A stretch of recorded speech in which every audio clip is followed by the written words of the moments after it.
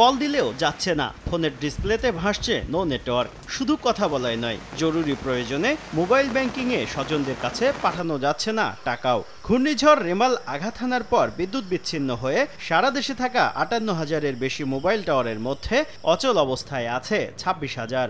বিদ্যুৎ ও জেনারেটর দিয়ে সকাল থেকে সচল হয়েছে ৭,০০০ টাওয়ার। দুর্গত এলাকায় ব্রডব্যান্ড ইন্টারনেটের ৩২০টি পপের মধ্যে অকার্যকর হয়ে গেছে ২৫০টি। সব মিলিয়ে চরম ভোগান্তিতে পড়েছেন গ্রাহকরা। কারেন্ট না আসার কারণে আমরা ৪ দিন ধরে কোনো নেটওয়ার্ক আমাদের নেই। টাকা পাঠাইতে পারি না, লোকজন আইসা ঘুরে জায়গা। নেটওয়ার্ক চলতেছে না, কখনো আসতেছে, খুব কম, না থাকার মতো আর কি। নেটওয়ার্ক দুর্বলের কারণে আমরা আমাদের আত্মীয়-স্বজন খোঁজ খবর নিতে পারতেছি না। অচল মোবাইল টাওয়ারে দ্রুত বিদ্যুৎ সংযোগ নিশ্চিত করতে বিদ্যুৎ বিভাগকে অনুরোধ করেছে বিটিআরসি।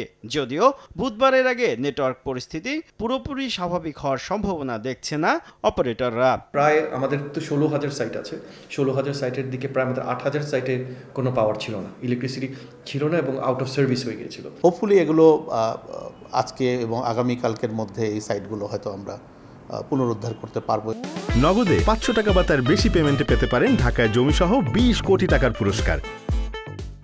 এদিকে দুর্গত এলাকার গ্রাহকদের জন্য বিনামূল্যে ১০ মিনিট টক টাইম এবং ৫০০ MB ডাটা অফার করছে রবি বাংলা লিংক ও গ্রামীণফোন।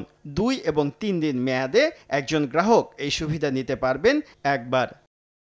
শুভ খান, সময় সংবাদ, ঢাকা।